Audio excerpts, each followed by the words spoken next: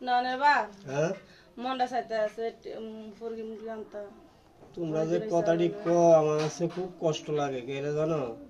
এই যে রুজি করতেছি কিন্তু ডাইল দিয়া ভাত খাইতেছি, ভর্তা দিয়ে ভাত খাইতেছি, পোল্ট্রি মুরগি আসলে কবে খাইছো তোমরা এটা আমি নিজেও জানি না। এখন কত হয়েছে কোনটা যা রুজি করি এই রুজির উপরে গিয়ে একটা টি আমি বাঁচাইতাম পারি না।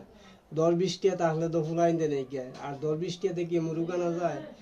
এখন কষ্ট করে চলতাছি, মনে করেন এই যে আজকে 300-350 টাকা রুজি করছি, 400 টাকা রুজি করছি, মনে করো চাইল ডাইল আইনে এরা দেখা গেছে 2 টিয়া ঘরও নাই, মাস শেষে ঘর ভাড়াটা দিতে কষ্ট হয়। এরপরে মনে করো তোমরা মুরগ কি দিয়ে আনিয়া খাওয়াই পছন্দ দি, এই শীত আইসে বালা একটা সবজি এনে খাওয়াইতাম পারি না।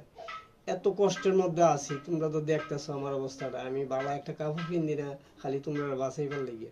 ঠিক আছে, তোমরা অতিরিক্ত চেষ্টা করতেছে যে তোমরা কিছু ভালো মন্দ খাওয়াই আর ভালো লাগে।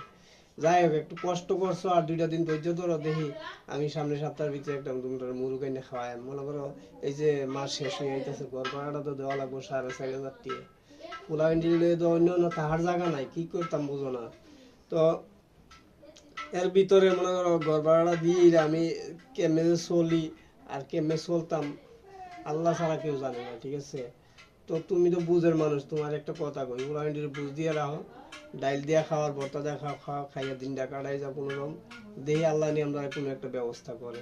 ঠিক আছে, আর কি কইতাম তোমরা এর দূরত্ব হোক, আল্লাহ একটা কোনো রাস্তা করলে অত বালা মন্দ খাইতে পারবে, এছাড়া আমার কোনো রাস্তা নাই। আমি এক হাতে রুজি কইরা তোমরা চাইল ডাইল যায় না দেই, ভর্তা দা খাওয়া ডাইল দিয়া খাওয়া খাইতেছো তো 4টা ভাত, দেখা যাক আল্লাহ যদি কোনো দিন বালা পর্যায়ে নেই, বালা জায়গা যাইতাম পারি অবশ্যই।